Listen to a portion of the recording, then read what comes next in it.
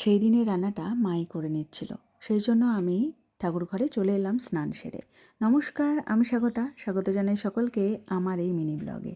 দেখলাম মা শুধুমাত্র টগর আর করবী ফুলই তুলেছে, জবা ফুল আর তোলেনি। মানে এত ফুল হয়েছিল বলে জবা ফুলটা আর তোলেনি। টগর ফুল বা করবী দুটোই খুব ছোট ছোট, সেই জন্য সাজাতেও খুব সময় লাগে। তো আমার হাতে অনেক সময় ছিল, যেহেতু মা রান্নাঘরে ছিল, আমাকে আর যেতে হয়নি।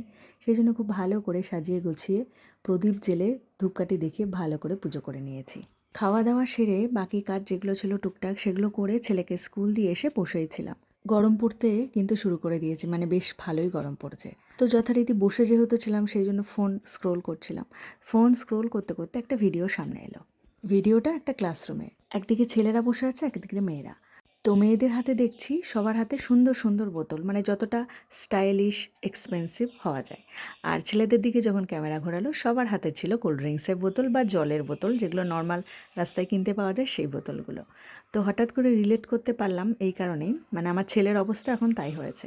একটা ভালো বোতল কিনে দিলে সেই বোতলের বয়স হয় 1 থেকে 2 দিন, কি খুব জোর 1 সপ্তাহ, তাও 1 সপ্তাহ যায় না।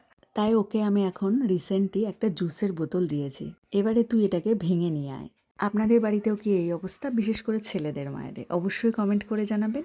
ভিডিওটা বেশ কিছুদিন আগেও দেখেছিলাম, তো তখন অতটা রিলেট করতে পারিনি, এখন যতটা রিলেট করতে পারছি।